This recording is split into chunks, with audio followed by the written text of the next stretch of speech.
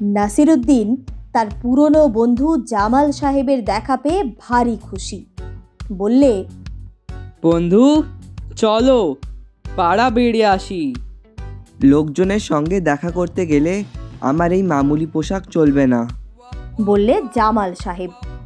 নাসিরুদ্দিন তাকে একটি বাহারের পোশাক ধার দিলে। প্রথম বাড়িতে গিয়ে নাসিরুদ্দিন গৃহকর্তাকে বললে, ইনি হলেন আমার বিশিষ্ট বন্ধু জামাল সাহেব। এর পোশাকটা আসলে আমার। দেখা সেরে বাইরে বেরিয়ে এসে জামাল সাহেব বিরক্ত হয়ে বললেন, তোমার কেমন তর আক্কেল হে? পোশাকটা যে তোমার সেটা কি না বললেই চলতো না? পরের বাড়িতে গিয়ে নাসিরুদ্দিন বললে, জামাল সাহেব আমার পুরনো বন্ধু।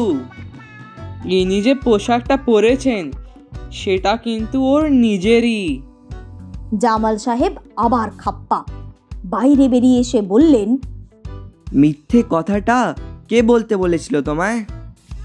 কেন, তুমি যেমন চাইলে তেমনই তো বললাম। না, পোশাকের কথাটা না বললেই ভালো। 3 নম্বর বাড়িতে গিয়ে নাসিরুদ্দিন বললে, আমার পুরনো বন্ধু জামাল সাহেবের সাথে আলাপ করিয়ে দিই। ইনি যে পোশাকটা পরেছেন সেটার কথা অবশ্যই না বলাই ভালো।